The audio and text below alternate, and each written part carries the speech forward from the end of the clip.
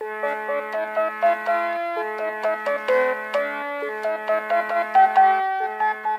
едно далечно кралство, през 9 планини в 10-та, през 10 реки в 11-та и през 2-3 дерета, недалеч от булевар Цар Борис III 215, в любимата си римска баня на 12-ти етаж от своя геоплан проект замък, се излежавал справедливия и добър крал Иво, първи, втори и трети едновременно, в компанията на своята благоверна съпруга Ваня Клеопатрова, която го сипела с ласки и кодове за актуализация. Кралското семейство очаквало завръщането на своите верни рицари от дълъг поход в съседните кралства.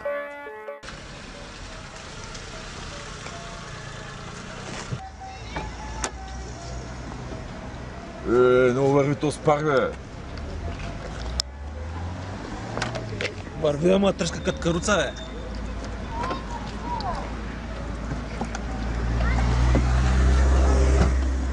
Аз май сме седнал от члена.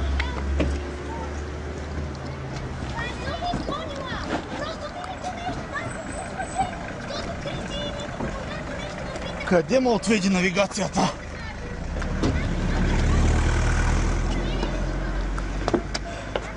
Тук имах някаква реплика, ама я забравих.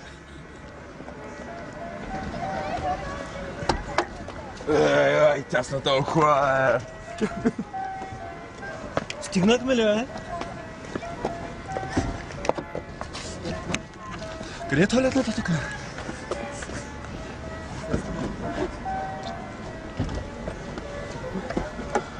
Ох, и аз търся туалетна.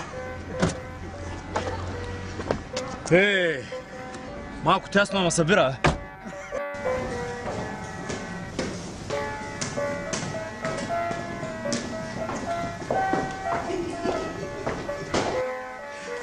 Привет, мои верни рицари! Радвам се да ви видя живи и здрави. Разкажете ми до най-малката подробност какво се случи на поход.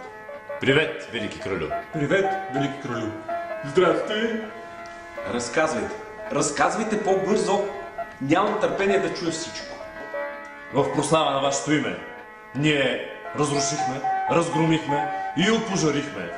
И изнасилихме. Да, изнасилихме всички ваши врагове на юг от вашето кралство. Нещо сте се объркали. Аз врагове на юг нямам. О! Няма ли врагове на юг, бе? Няма ли? А? Няма ли? Вече имате.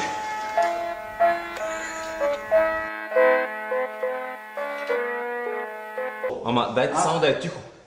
Тихо и... аз всъщност май през цялото време записвам. Нищо, спри на малко. Записвам, бе. Да.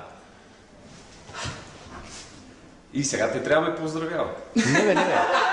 Кажи, щеше ми се като някакви на тримата глупаци съвещанието както е. Да. Аре, бе. Той няма ли друг? Какво бе? Сега се види, бе.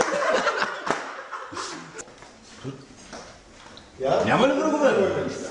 На юг няма ли? Кажи ми, че няма ли, човек? Свеж.